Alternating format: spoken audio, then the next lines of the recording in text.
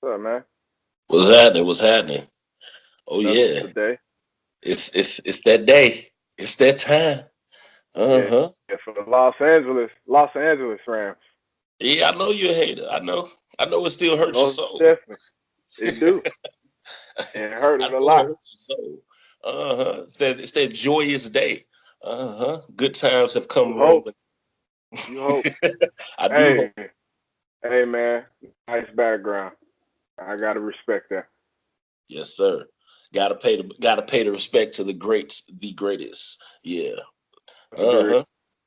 Switch the scenes up a little bit for a joyous day like today. Why not? And the shirt with the arc and everything. I see what you're doing, bro. I I like know. it. Like, Yeah, I gotta keep everybody on their toes, man. You never know when it might come with some with that heat. it's Super still Bowl, ugly though. to the Super Bowl, it bring that extra heat out of me. Ugly and ashy, but it's all right. Keep That's your right. keep your hands out the video, man. Hey, that's all that matters, man. Is I got the king here. I got that there. I can have ashy hands. I can All have right, man. ashy hands all I want. Man, hop So into it.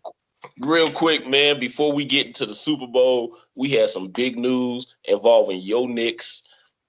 I ain't no Mavericks fan, but I love Luca, so I was happy to see him get some help.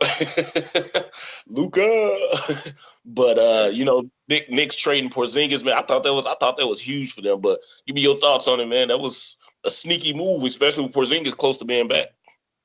I think it was I was shocked, but I would say right now I can't really judge the trade yet.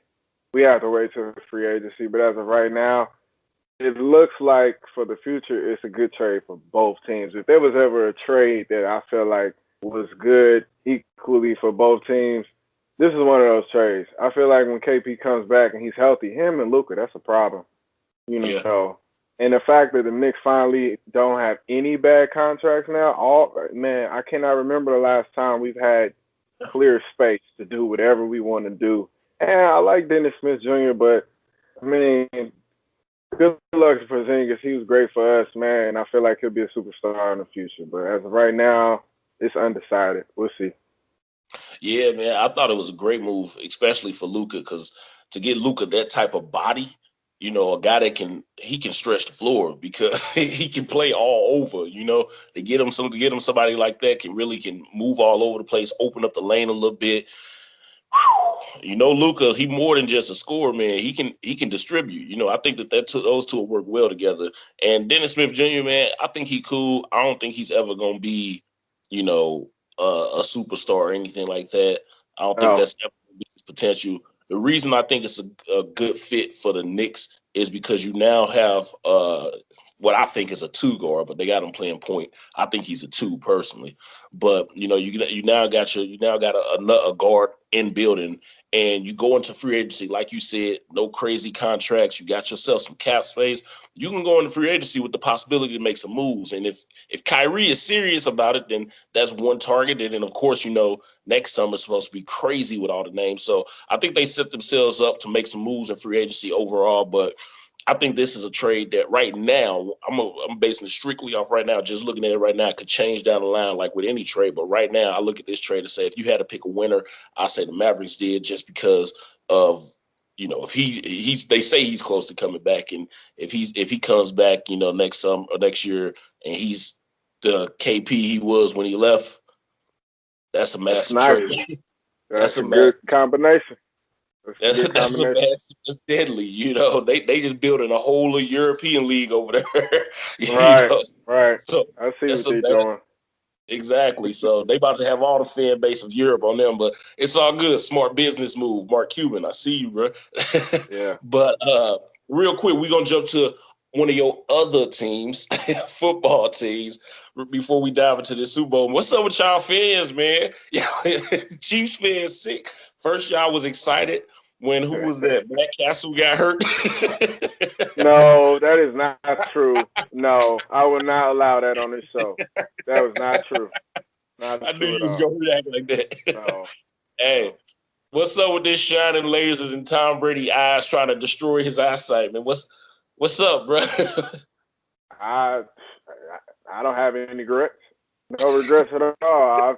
I wish it would have worked. To be honest, man, we needed to win that game. Sit. I don't really care. Whatever. As many times the Patriots have cheated and had referees help them, no, dog, I don't care. I wish it would have worked, but it didn't work. So whatever. I'm convinced that somebody in the Chiefs organization put that fan up to that. I'm convinced this was an inside job all the way. Tell you who it was. All of us. All of us did it. They was You know throwing what? snowballs and everything, man. I don't care. The NFL honors was last night, and awards. Shout out to everybody that won. Your boy Patrick Mahomes got the MVP and all that, but Steve Harvey was the host, and they always have their jokes, especially in the opening monologue, and he cracked one joke that I thought was interesting because it made the whole room get tight. And it was he was talking about how long he been a fan, and he's 66 years old or something like that, and he just seen every Super Bowl ever played. And he was just saying how the one thing that we all have in common in this room is we're all here right now instead of the Super Bowl because of Tom Brady. He said if Tom Brady ain't exist, all y'all would have had a chance to go to the Super Bowl, but because he keep beating y'all ain't in the Super Bowl. So why don't y'all put y'all money together and take him out? Like, have somebody take him out. And Man, what are you talking about? when I heard that, I was just like, it's funny. And he was like, I know you done thought about it because I done thought about it. And the whole room looked tight and nobody smiled when he said, you ain't here because Tom Brady beat you. Everybody's face went from smiling to real serious. Like, it hit a soft spot. So I understand what you're saying when you say you tired of seeing him win. Me being a Brady fan, keep winning, bro. That's how I feel. I respect him, man. So it is what it is. It's hard to beat the greatest. It is hard. But speaking of Brady, we got to talk about this Super Bowl. Man. Get my Birdman rub on today because it took me a long time. Took me a long time to figure out who I was going to pick on this. We're going to get to predictions a little later on.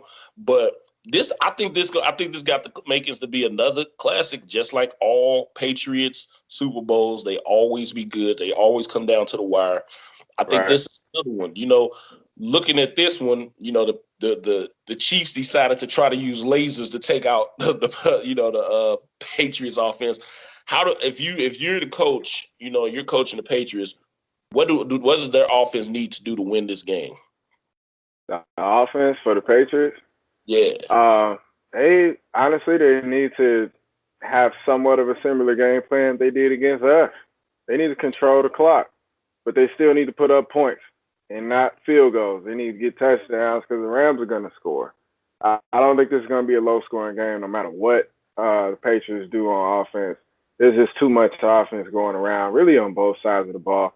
And plus, just Brady being smart. They cannot turn that ball over. The Patriots cannot turn the ball over today. That's funny because it's usually the other way around. That is the key to the game. I feel like, the Rams can have maybe one or two turnovers, but if the Patriots turn it over, it's over.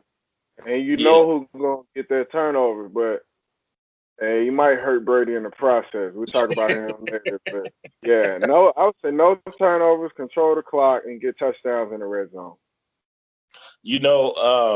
I look at it and I say for the Patriots to win, they have to somehow, some way establish a run game. Now, I say somehow, some way, and I think people hear that and they be like, what you mean? They've been running the ball like crazy. That was against other teams, not against this one. What makes this team hard to run on is Sue now. He ain't Sue from the regular season. Sue did what most savvy veterans do, who on a team they know it's pretty much a shoe-in you go into the playoffs. I'm going to wait to the playoffs, and I got the ability to hit that switch and turn it on. Not everybody can do that. Sue didn't hit that switch.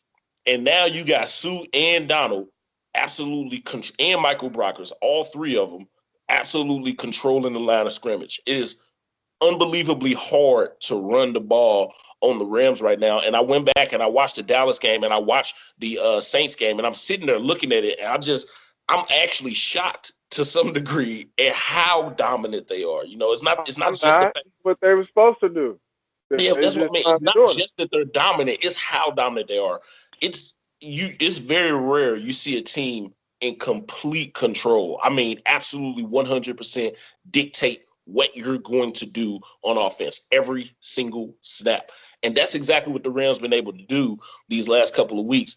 It's a scary thought, man. And for the Patriots to win, I believe that they have to figure out some way, somehow, to run the ball because Brady, you know, the offense, yes, the Patriots are always going to be the Patriots and they're always going to be able to scheme things to their advantage. However, the Patriots, they don't have a deep threat. They don't have somebody that could take the top off the defense or anything like that. I believe the Rams are going to treat them the same way they treated the Saints, and they're going to double up their top receiver, Julian Edelman, just like they did Michael Thomas. Every play he was doubled. And when they double up, they're going to keep everything in front of them and just game tackle because they're gonna force them into uncomfortable third down situations. So you have to be able to run the ball to get out of those situations. That's what I see the Pats needing to do. Will they be able to do it? Different story. Which brings us to the Rams defense. What you see for them? Because outside of that run defense, overall they playing really good football right now. What you think about the Rams defense? The key to this game is Ndamukong. Oh, Ndamukong. Hey man, I'm gonna tell you right now. Like you said, he's turned the switch on, and when that man decides to turn the switch on, whew, it's hard to block him, man. Matter of fact, it's not hard to block him. You can't block him It's because impossible. he's just that dominant. He's that strong. We know what Aaron Donald's gonna do, and to be honest, if Ndamukong comes with it today, he can make the difference in the game. Not by making the play, but by being a problem for the O line. Because if they have to all of a sudden, say, hey, we got to look out for Sue too. Well, that Yep. just frees up Aaron Donald. And if Aaron Donald is freed up 1-on-1 against anybody, strip sack is coming. All he Yes. needs is 2 seconds, and he's there. So, Yes. I mean, I would say this. I don't agree with you with them doubling the Edelman. And the reason why I don't is because they've had 2 weeks off. I feel like Gronk is healthy right now. And if Yeah. he's healthy and if he's back to, 60% of what he 50%. used to be, yeah, if he's back to 60%, he will beat you. And Yeah. the other thing is, you have to do kind of what we were trying to do. You have to get them in third and long and know that they're going to pass. But the Yeah. Patriots, one of the reasons why they beat us is because they were third and short all game. They could have ran it, they could have thrown it, and Tom Brady has no problem with throwing it 5 yards the entire game. He will Exactly. do it. He will do it the entire game. Exactly. Just strip you apart and go 80, 90% on third down and beat you.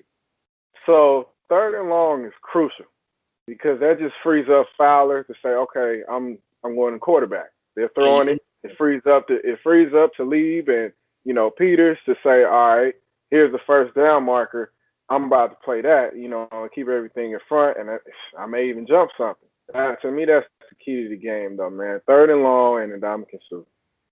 Yeah, man. You know what? I'm glad you mentioned Gronk because I know I keep talking about him. I keep trying to get people to understand how good this kid is, and he's overlooked because the team he's playing on is full of huge names. He's in his second year. He was a third rounder. It wasn't like he was some high draft pick that everybody was talking about.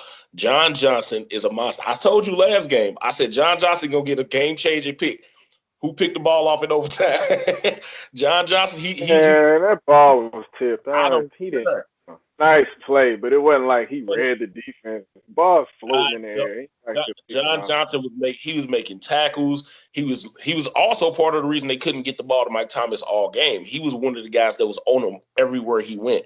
Thank And you. John Johnson, the kid is a baller, man. He's a smart football player. I think that you go back to the Chiefs game, for example, the first half of that game, Kelsey didn't do anything. And that whole time, the person on Kelsey was John Johnson. It wasn't until John Johnson moved off of him and started playing a little more deep with LaMarcus Jordan when they started splitting the safeties to try to slow down Tyreek Hill that Kelsey started to get off a little bit later on in the second half. John Johnson has that ability to line up on a tight end and really play him physical. really make it hard for him to get anything. I think John Johnson and Gronk has the potential to be one of the best matchups of the Super Bowl. Just watching them, I think it'll be good because Gronk gonna win, John Johnson gonna win, but it's gonna be about who win in those key moments. But overall, man, I think it all starts with Sue, like you said.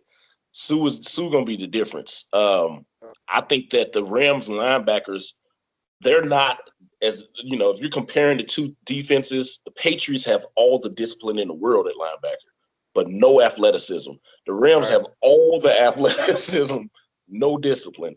I believe the Rams linebackers can handle the Patriots pass game to the running backs, James White and all that stuff, just like they did with Alvin Kamara. Yeah, we'll let you catch, 12 balls and average 3 yards a catch. Oh, well, like that's fine. They have the ability. Hold up. Y'all got the number one defense for backs out of the backfield, right? Did you know that stat? Number one in the league. Number one in the league is the Los Angeles Rams on containing backs out of the backfield. Yeah, because they can run with them. Number one. That's crucial. They can run. Mark Barron, Corey Littleton, those boys. Mark Barron, a former safety. Right. He's he a can safety run. to me. Yeah, he's still a safety, He just 225, 230, but he can run, And then Corey Littleton, about the same size. He about 6'2", 235, but he can flat out run. They got guys that can move with backs, and that's what makes it hard for backs to get off out of the backfield. On the flip side, the Patriots, as disciplined as they are, they're a weakness in backs that can catch the ball because they can't cover as well because they don't have the athletic ability to run with them. I'm going to get to that in a moment when we talk about the Rams offense. But, so I look at the Rams defense. I say, okay, yeah, the linebackers, cool. You know what they got at corner, safety, all that stuff, cool. But for Brady, we're talking about Brady. Brady has beat some of the best corners there is. He's torched Darrelle Revis when Darrelle Revis was in his prime, I look at this and I say Brady does not play well against pass rush, never has in his history. He has improved every part of his game except for that one thing. Every game he's lost to this point in his career, you've gotten pressure on him at some point in the game. You've gotten pressure on him that caused him to make some type of mistake, bad throw or something. It starts with Ndamukong Suh. If Ndamukong Suh is playing, I think it opens up everything because they're going to double and triple team even Aaron Donald, which is what teams have been doing since the Bears game. The Bears triple teamed him 80% of his snaps. I've never heard of that in my life. Right. I would too. Everybody blocked. Aaron Donald didn't have any impact plays. I think he had one tackle that game, which never happens. They triple teamed him, and teams have been doubling and triple teaming him since. If you don't do that, you know what he's going to do. Even when you double team him, he still beats it 30% of the time. The dude is a problem. So I think that if Ndamukong Suh is playing, like you said, it loosens up that pressure on him because now you have to slide a little bit back and forth. And then, of course, you have Fowler coming off the edge, and he can pin his ears back and get after him. The pass rush is everything. I think that's the difference in the game. If the Rams want to win this, they're going to need to get to Brady early and often. They cannot wait till later in the game. But to do that, as everyone knows, you got to earn the right to rush the passer. You got to stop the run first. And right. I think that'll be their primary focus. I have to take away his first two reads, man, because otherwise he'll get the ball out too fast, and the pass rush don't even matter. It don't matter if they're not covered in the first 2 seconds. It's complete first down. I'll tell you the one player on the Rams defense that scares me the most in this game, and that's Marcus Peters, because I believe in this game you have to press. You can't play off because if you play off, like you just said, Brady fine with taking those 5 or 6 yard completions. If you playing it off, Brady gonna hit 5 or 6 yard completions over and over and over. The reason Marcus Peters scares me, press is not his thing. Press is not his Well, hold up. In Peters' defense, in today's game, press will be his thing because the Patriots don't have, you just said, they don't have guys that can go deep. Yeah. So for a guy that he does lack speed, people don't realize it, but he's not fast.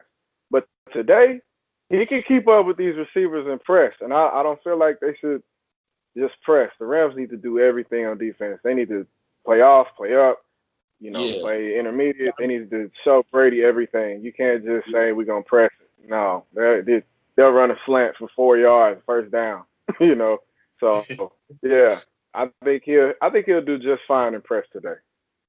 Actually, I caught wind of this, just from media day and all that stuff during the week with the Super Bowl. I didn't even know this. I don't think too many people did know this, but one of the reporters asked Marcus Peters if he knew that, the beyond the stats or whatever it's called, where they get the extra metrics and all that stuff, that he actually was one of the top rated in recovery speed. Now, my first thought was he has to recover so much because he got beat a lot when they was doing the press earlier on in the season. But I didn't realize that he did have that recovery speed that he showed. I know that, of course, when he was coming out, he tested well at the combine and all that stuff, but I didn't know he had that recovery speed. I think that speed may not necessarily be the issue. It's just that discipline that he lacks from on a play-to-play basis that puts him in a situation to get screwed. So he's the person that scares me the most. You do have a point, though. They don't have Blazers, but you never know. Ball. Peters is gonna ball today. This is his type of game. Think the Rams defense gonna show up. I think the Rams defense gonna show up overall. He's just the one person that scares me the most. However, let's get to the point that I think is for the first time in a Patriots Super Bowl, the Patriots offense is not the most exciting offense on the field. Not the offense that people are. Not the first time, but the first time since probably their first two Super Bowls. Where the Patriots offense, isn't the team that everybody just looking at like, man, what type of numbers they gonna put up? It could be crazy if this Rams offense. I'm just gonna go ahead and say this right now before you even speak, and because I truly believe this. If Cooper Kupp was healthy today, I think this would be a blowout. I believe that because I look at the Rams offense and it's the weaponry. Like. They don't have one tight end. They have two tight ends. They got three starting receivers. They got a Gurley who is actually 100% healthy. He just had a badass game. I think he's going to be running like a madman because of that. And then you got a CJ Anderson. It's just so many weapons. How do you defend all of that? That's why I say if you had a Cooper Kupp, I think this would be a blowout. But you don't. So I look at this team and I say, like you said earlier, they gonna score their points. I don't think they can stop them from scoring. I truly believe that. What do you think the Rams have to do to win this game on offense? Man, score. I know that sounds simple, but I mean, really, they need to score. Use their weapons. And I tell Jared Goff, be patient. Like you said, y'all have too many weapons. Be very patient. Take the short routes. Because one of the problems with Patrick Mahomes a couple weeks ago is he refused to just throw the check down. Like the running back would be open and he's looking 30, 40 yards down the field. Y'all don't have to score so fast. You're gonna score. Yeah. Patriots defense cannot stop you. Just know that. And like I said, be patient. And the other key for me is Gurley. I think Gurley has not played a good game in about 2 months. All right. He really hasn't. No. Not to Ty Gurley standards. No. He hasn't. Let's be real. It's been about 2 months. And I just feel like he's due. Like you said, he's gonna be running like a madman. This is the game where he's going. If he touches the ball 25 times, y'all gonna win. That means he's playing. If he touches it 25 times, game's over. Y'all gonna win. Because I just feel like they really don't have anything that can combat him. The other guys, I can kind of see that, but Ty Gurley is a different type of animal, man, and he's been struggling between the injuries, and he just had a bad game last week. Like you said, I don't feel like he was hurt. I feel like he just had a bad game. But, yeah, Ty Gurley, man, and being patient with Jared Goff. And Sean McVay being patient. Thank you. Because, he's got that Andy Reid in him where he likes to get it deep. You don't have to call that all the time, man. Slant routes will be open today. Out routes, all of that. Comebacks, screens, draws. That will get you down the field, and they can run some clock themselves. The other thing, man, if for some reason they own the time of possession, it's really over. If the Rams are on time of possession and give it to Gurley 25 times, y'all win easily. The Rams are undefeated under Sean McVay when they own time of possession. Undefeated. Makes sense. You know what? I'm glad you said McVay because I truly believe that, like, if Marcus Peters is the one person I worry about on defense, Sean McVay is who I actually worry about on offense. And it's not so much of him wanting to force it deep. And people probably hear that and be like, what? The golden boy? What? No. Sean McVay, his issue is you ever heard somebody say the old saying, you so smart, you stupid? Sean McVay is so smart. He will outcoach himself. Yeah. He's multiple times. The Rams have a losing record when Todd Gurley does not touch the ball at least 20 times. And that only happens whenever they get in certain shootouts, and then Sean McVay, he gets away from the run, and he starts trying to overthink plays, and he tries to do stuff that's too creative or try to catch somebody off guard. Nah, man. It's your simplicity. Sean McVay has a very simple approach in his philosophy. What he likes to do is when he gets away from that and tries to do too much. Even though his game looks real exotic and looks all out of the world, if you watch the tape, it's very simple. They like to run stretch zone runs, and then they run stretch and crossing routes. That's all they do. Yep.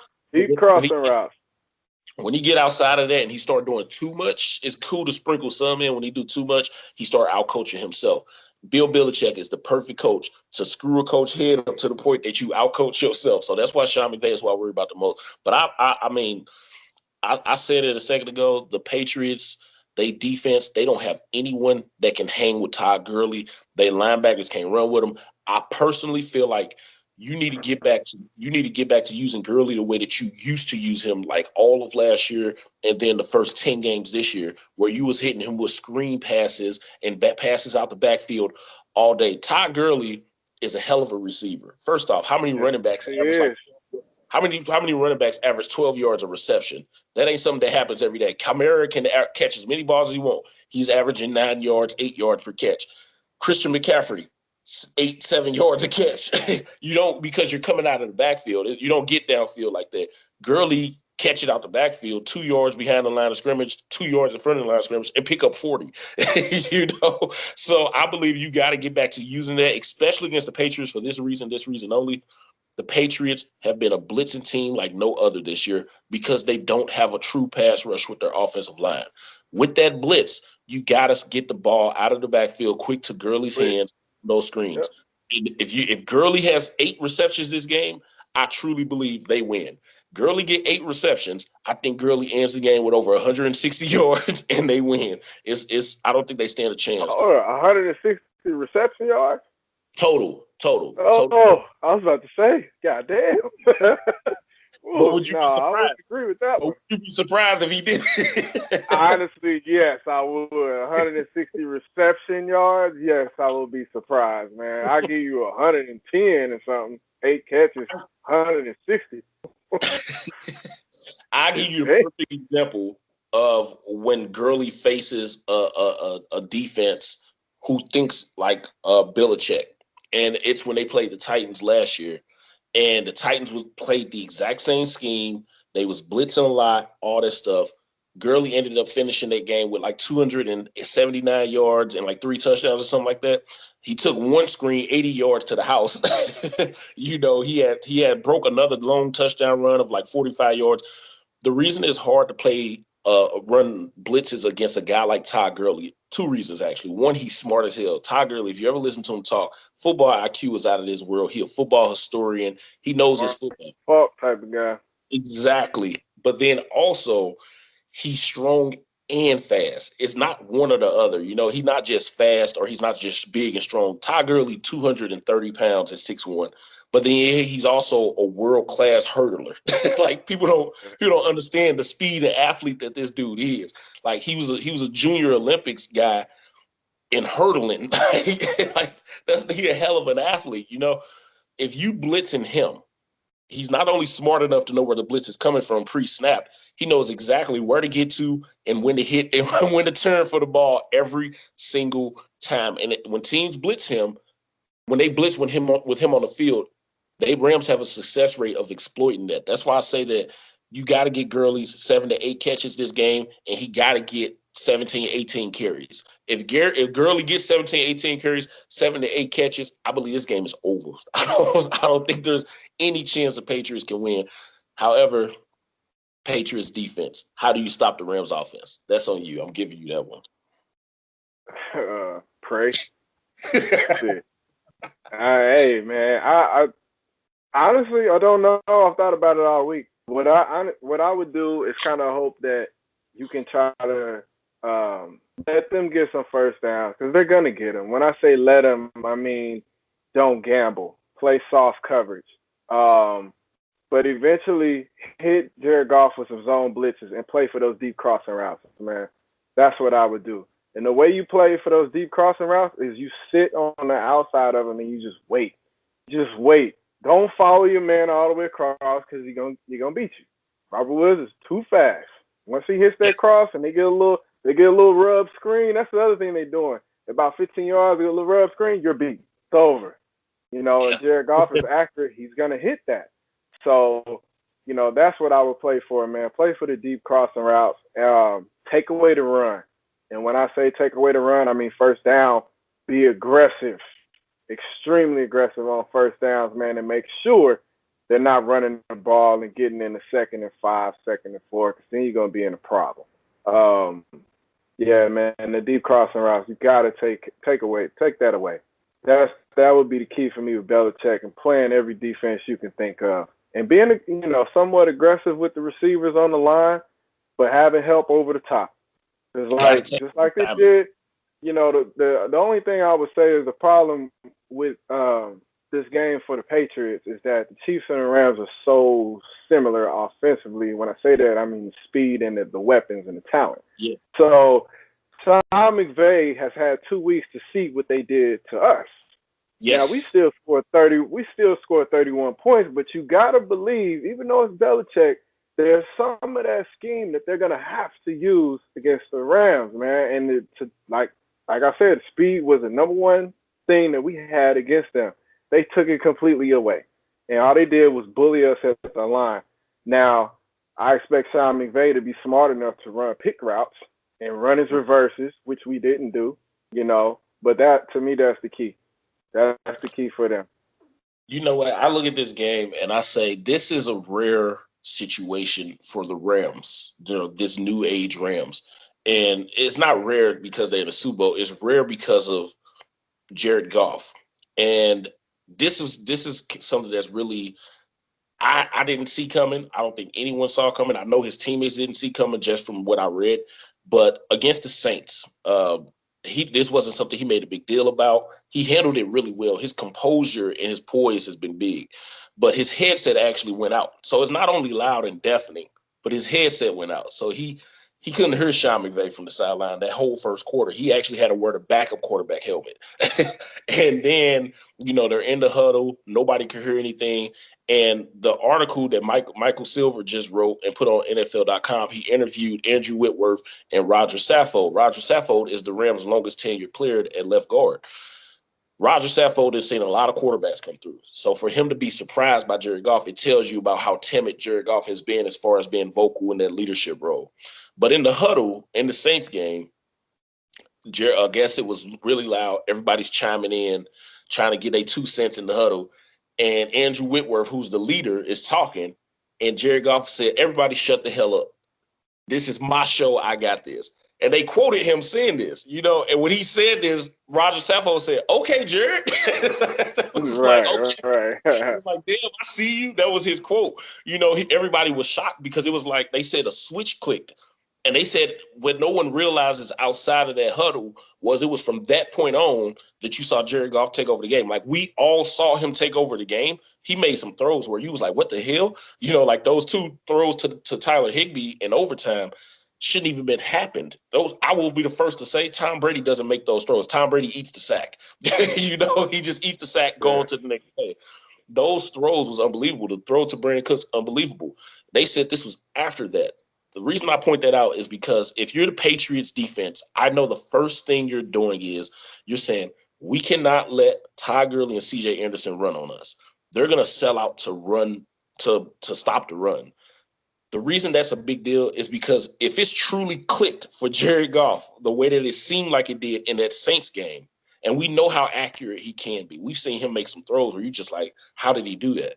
But if it's clicked that like that, I think that this game becomes almost impossible without switching your philosophy to, okay, we need to take our chances with Gurley and stop Goff. And the reason I say that is because they can't cover all those weapons. And if Goff is really that confident right now, that's not who you want to put your chips on and say, let's bet on him beating us and not Gurley. You have a better chance of stopping the run without low body you do of stopping that pass without putting extra coverage out there. That's just the fact of it. Like, you're not gonna stop that. You're not gonna stop this offense by saying, okay, we're gonna let Goff beat us, and Goff is clicking, and you got Brandon Cooks who can take the top off, who he has to be feeling confident because this is a defense he practiced against every day last year, so he knows if he can beat them or not, and he feels really confident. And Patrick Chung was chopping at the bit, and he was quick to call out Patrick Chung as if he's like, I used to kick your ass in practice. You know what's about to happen, And then you got Robert Woods, who, while he runs a lot of intermediate routes, he is also, as you said, fast as hell. Yes, he is. He can take off the defense as well. You got two tight ends. Gerald Everett can take the top off the defense. It's sort of like the Patriots when they had Gronk and Hernandez. You have Gerald Everett, who would probably be in the mode of Hernandez, very athletic, split out wide, do all these different things. Then you got the guy who can block, catch all the tough passes and all that stuff, and Tyler Higbee. It's too hard. I wouldn't trust my defense to say, let's focus on Goff if he's playing the way he's playing. Early on, let's see what the run is happening. But if you see Goff is clicking, I'm going to focus on Goff. Here's the thing, though. Here's the thing about the Patriots. They'll mix it up. They're not going to say, we're going to focus on Gurley. They'll focus on Gurley this play. Then the next play, they'll focus on Goff. They switch it up. So it'll never be the same with the Patriots, man. They're not going to just line up in the same thing over and over. So, I don't see that happening, man. They're not going to just say, like you said, take away Gurley and that's it. No. They're going to try to take away, depending on the situation, they take away what your team does. That's what's so great about the Patriots, man. That's it. And Belichick is going to know what you like to do in every situation, and somehow he remembers all of that and is able to call the right damn defense and right offense, consistently. So, yeah. You know what? And I'm glad you said, because that's why I say that McVay is who scares me the most, is because Belichick is just that. He's the perfect coach to get inside another coach's head. I look at this and I say, if anybody can throw McVay off, it's that man. It's that man. Yeah, and Here's one thing about McVay that I've grown to love. His halftime adjustments are some of the best I've ever seen. The Rams, since he has taken over, come out of halftime every game a completely different team. Like, he makes halftime adjustments as well as Bill Belichick, really. And I feel comfortable saying that even in only 2 years of him coaching, every single game over 2 years, it's a different game plan. He makes adjustments quickly during halftime, and they implement it, they get it quick, and they go with it. And that's why you see them, the first time they play the Saints, almost come back and win. Where you're in this hostile environment and you're able to score 21 straight points, and the Saints can't really figure you out in the second half. The Rams just ran out of time. You see them do these things where against the Saints the year before when they played in L.A., the Saints were up. They come out of halftime, the Rams win. They have great adjustments at halftime. The problem is, I don't believe you can come out of halftime against the Patriots. The Patriots is one team you can't let get rolling on you and think that you're just going to come and rebound later on. They're too smart. Tom Brady's too smart. Tom Brady knows, hey, I got a 14-point lead. I'm not about to blow this. I'm about to milk this clock to where this last possession is in my hands. That's just how he works. That's how he operates. Bill Belichick, he operates the same way. The Rams got to start quick to win this game, which brings me to this question. Hold up. Sean McVay, if you win the toss, take the damn ball. Don't do like we did. Don't kick it off. Take the ball and go score. God. Go ahead, man. Because you got to start fast. Yeah, I'm putting my offense out there with them, like, flat out. Bill Belichick does it all the time. Bill Belichick is one of the few coaches that receives the ball regularly to start the game. Like, he chooses to take the ball just to get his team going. So I agree with you on that. But So what's your score predictions? Who you got winning and why? Man, I went back and forth with this game. And the reason why, this is my problem. The Rams are better. They're better. Across the board, they're a better team. But for the third straight game in the playoffs, the Patriots have been the team that, to me, talent-wise, they're not as good. But then you look at it, and then you see the game start, and you're like, damn, Belichick came up with the perfect game plan. And they're implementing it, and now the Patriots look like a better team, even though talent-wise they're not. You have to give them more because of who their coach is. And then you have to go to the quarterback who just executes at a level that is just ridiculous. It's amazing how many times he can see what you're in, change it, move people around, and get in the perfect play over and over and over and over, man. It's amazing to me to watch him, run an offense with Tom Brady, man. It's the reason why he's the greatest. But with all that being said, man, I'm gonna pick the Rams today. What? And I got them. Yeah, what? Man. I gotta pick the Rams today. And it's not me hating against the Patriots or anything. It wouldn't surprise me if I'm completely wrong. But I do feel like it's gonna be a real close game, high scoring. I got the Rams 37-34 with, Greg Gilleg making the game winning kick. Whether it's in overtime or, regular, 37-34. I gotta tell you, I'm a bit disappointed in you. I didn't think it was no way you was gonna pick the Rams. This for me too, and it has been something that I've been back and forth on, not just because of everything that you just laid out, but then also because you look at it. I actually went through and went by position. I said, okay, quarterback, who's winning that? I'm giving that to the Patriots, obviously. Running back. Yeah. I don't care how many running backs the Patriots got. One Gurley is better than all them, and then you add in a C.J. Anderson. I'm taking the Rams running backs. One Gurley is better than all of them. That's a good quote. It's like the Avengers, when they going back and forth about what they got, and he's like, I have an army. He's like, we have a hope. We have a Gurley, bro. Yeah. Like for real. One Gurley is better than all them. Receivers. I'm taking the Rams receivers. The Patriots, they're schemed out really well. Edelman is a bad boy. I believe Edelman is one of those receivers where you talk about the Patriots and their system and their scheme and all that stuff. I believe Edelman is going to be the same Edelman. He may not have as many catches because he ain't getting as many targets, but I think he's the same Edelman no matter where he go because he's tough as hell. He run unbelievable routes. Catch everything. I think Edelman's good no matter where he's at. However, that's only one. And Gronk, even if you're at 60%, you're still a beast. But Gronk at 60%, ain't messing with regular Gronk. It's a different ballgame. So if I'm looking at receivers, I'm still going Rams because, like I said, they got 2 tight ends that can start for plenty of teams. They got 3 starting wide receivers. It's different. O-line, I say, is a push. I know what the ESPYs, or not the ESPYs, the NFL honors, the Rams O-line won the award for the best O-line of the year and all that stuff. Scratch all that. It's a push, because what the Patriots are doing right now with Brady, the Rams did early in the season. It's like they switched roles halfway through the season. So I call it a push. So looking at the defense, I said, okay, defensive line, clearly I'm going with the Rams. Linebackers, I actually took the Patriots because they're more disciplined, even though the Rams are more athletic and just physically better. Patriots are more disciplined. They don't give up as many plays to tight ends and receivers crossing over the middle, even though the Rams cover backs well. So I gave that to the Patriots. But from that point on, special teams, defensive backs, all that stuff was Rams.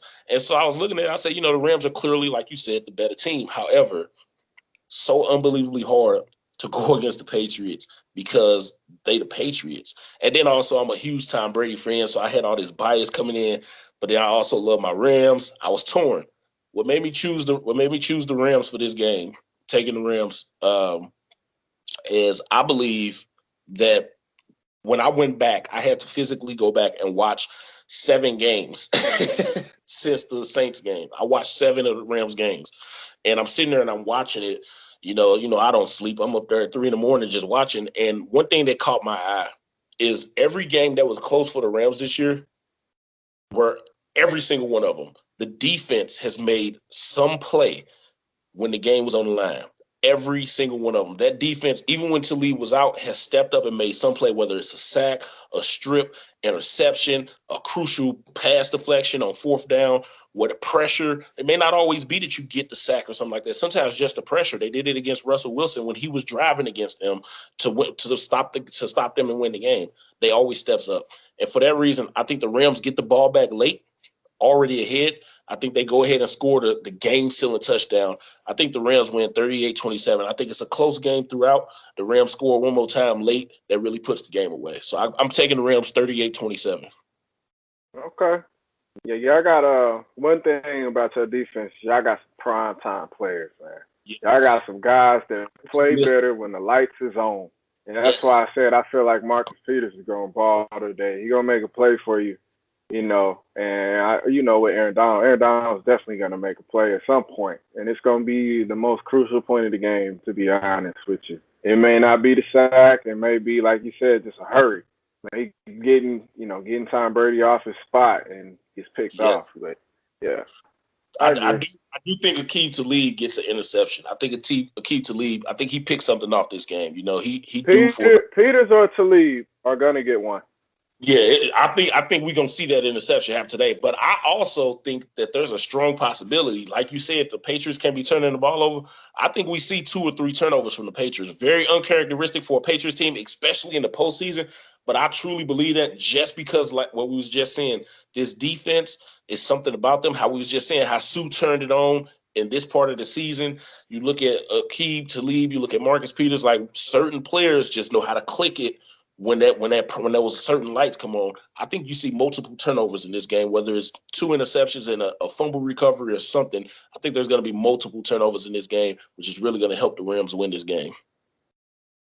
Yeah. It's going to be a good one. Right. It's going to be a good one, man. I agree. I agree. Tomorrow I'm going to be dancing and celebrating, living my best life. I'm gonna be on Shay Sharp Jr. tomorrow. Man, come up with your own bit. Stop stealing from Shay, man. Stop stealing from that man. That's his thing. Come up with your own thing. It's cool. I'm going to have that. You know what I'm going to do? I'm going to have some tea and some water. Happy as it.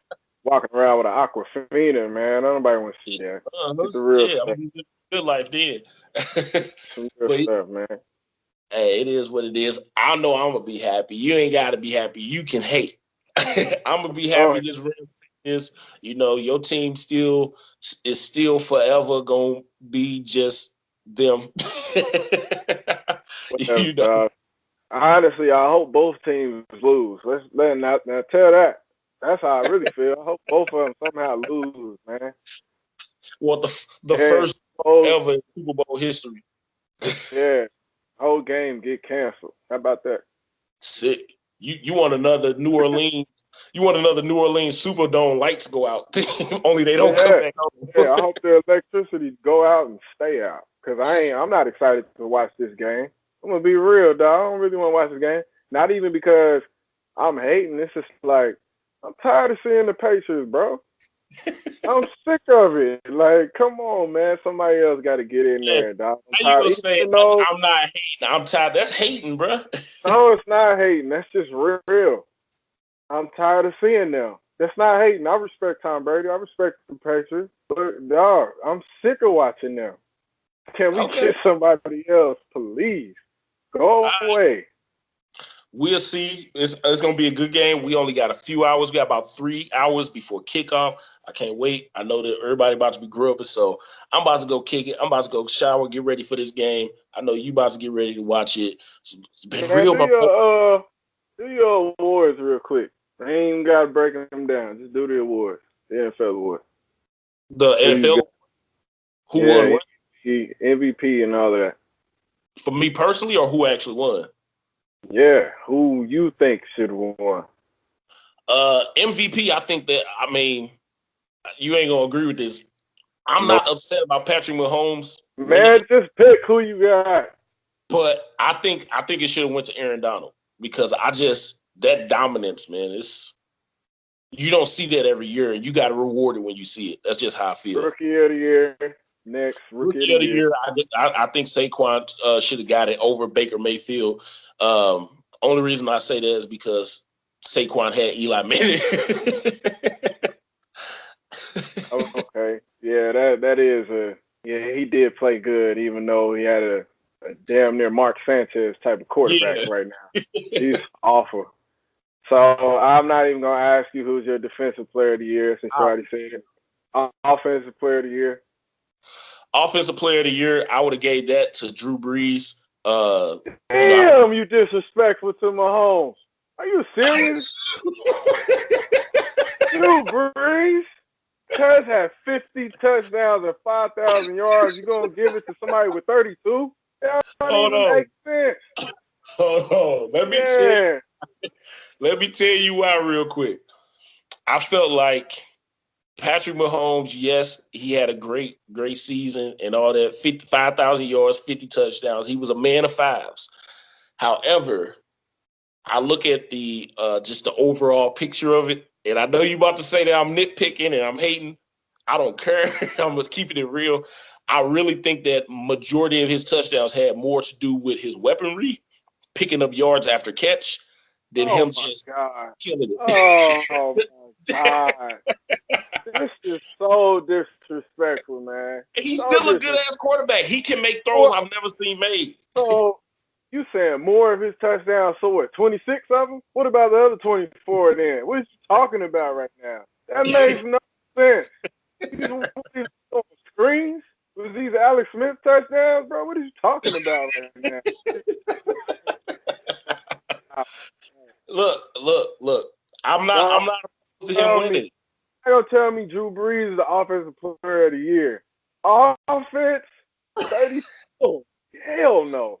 No. Look, honestly, I'm going to keep it 100 with you. I almost went Patrick Mahomes as MVP and then Gurley as offensive player of the year. But for some reason, it didn't feel right because for Gurley, for me personally, and this is right. He didn't even play good last month. A whole month. Like, what are you talking about, right? These are awful. This is awful. That's my point. That's my point. Because to have 1,900 yards from scrimmage and 21 touchdowns would lead the NFL, and basically to do all that in 13 games is dude's ball. Played a full season like you're supposed to do when you win an award. You play the full season as being dominant. Yes, true. Which is why I didn't put him in nothing. That's just horrible. I think you got something against Mahomes, clearly, man. I see the hate, dog. You made it Nah, man. I'm a fan of Mahomes, man. I Mahomes a lot. And if he didn't don that big ass arrowhead on the side of his helmet, I have a jersey of his. But I can't be walking the problem. You don't like him. You don't want to see no success. No, you don't want to see success from Mahomes because his success is my success. And that's just a hater in you, not to root for anything Kansas City, man. Look here, Sean Bayless. You ain't going to be putting words in my mouth. Bro, don't call me Sean Bayless, man. I'm telling the truth. It's clear you going to hate on anything Kansas City. If you want to say he wasn't MVP, which is silly to me, fine. Okay, Aaron Donald is the best player in the league. I give you that. But to tell me he's not the offensive player of the year, and you pick somebody with 18 less touchdowns, 18? Okay. Come on, man. Okay, so who is your MVP? Mahomes. Who's your offensive player of the year? Mahomes, the offensive player of the year. You ain't even gonna split with thing. If you're the MVP, biased. That's your issue. You biased. No, I'm not biased. I'm not biased in this. I'm real about it. If he wasn't, just like, okay, I'll put it like this. If he would have lost the last game at home to the Raiders and we didn't get, the first seed in the bye, I didn't care about his stats. I wouldn't give it to him because you still got to win. He came through, man. We averaged like 35 points per game in our losses. Yeah. We lost 5 games, and the least amount of points we scored in those losses was what? Come on, man. 27. 27? You Yeah. lost. You scored 27. We lost 5 games, bro. Averaging 35 points a game. Come on, bro. He's the MVP, man. And he's the offensive player of the year. Who you have for offensive rookie of the year? Baker Mayfield. Yeah. That's my boy. But literally the only reason I picked Saquon, because for Baker Mayfield to do what he did with the Browns, the only reason I picked Saquon Barkley is because of Eli Manning. To have that, because Baker Mayfield controls the game more. He touched the ball every play. You had your turn. Your turn. Said who you said. You picked Saquon. I picked Baker Mayfield because, like you said, he plays for the Browns, man. The Browns haven't won in forever. And as soon as he got on the field, they start winning all of a sudden. Why? Yeah. Because he's the man. Like, he took over this year. And they almost got into the playoffs. A couple games they get into the playoffs. I just feel like what he did is more impactful. I'm sorry, running backs, but you're still a running back. How many games did the Giants win this year? Exactly. And for him to win games in Cleveland and to do what he did there, I got to go Baker Mayfield as offensive rookie of the year. You ain't gonna hear me argue. For one, that's my boy. I've been rocking with Baker since Oklahoma. But you ain't, like I said, that's the only reason I didn't pick him. So you ain't gonna hear me argue that at all. But overall, man, I thought this was a good year of football, man. I thought we got to see some of the most exciting football I've seen in a long time. From these offensive explosions like the Rams and Chiefs, one of the more underrated games of the year was actually the Bears and Packers to open the season. It's like when it's overtime. Everybody forget about that game. Yeah, everybody forget about it, but they opened the season going into overtime. Bears and Packers and Aaron Rodgers had led them down the field and all this. It was a great year. We had more overtime games than I've ever seen in my life. We had like 4 ties. Like, this was the most competitive. Unlike the NBA, this was the most competitive I've ever seen in the NFL. Anybody could beat anybody except for maybe the Raiders, but Hey, the Raiders. They suck. Shout out to Zach, man. Except for the Raiders. Everybody could beat everybody. Even the Giants pulled off some unbelievable wins with 5 wins. They had some where you was just like, how the hell did they pull that off? So I look at it and I think they beat the Bears, the Bears was rolling at the time, and so I look at it and I say, this was probably one of the best seasons I've seen in recent years in the NFL. I thoroughly enjoyed it. I hope it ended on a good note tonight. You got anything before we get out of here, man? Yeah, look out for Wade Phillips tonight being the key. I agree with that. Wade Phillips is going to definitely have to make some adjustments on the fly. It's going to be a good game, man. I'm looking forward to it. I know you're looking forward to it, even though you say you're not. I know it's going to be a good game. I seriously may go to sleep, man. I got to work in the morning. I seriously may go to sleep. I'm not lying. I'll watch it on replay and break it down. That's all we got then, man. We're gonna holler at y'all after the game, recap the game, and then we're gonna see if we can figure out a way to make sense of this NBA season that's highly uncompetitive with Boogie Cousins now officially healthy, and it just don't look like it's fair. But that's all we got. It ain't been fair. This is the third straight year. Not fair. It's not fair. No, there's no point in watching it. There's no point in watching the NBA. You already know what's gonna happen. Pretty much. But that's all we got. We out this week. We're gonna holler at y'all later, man. Peace. All right, bro. Real nigga 101, not tell me. Be my homeboys, man.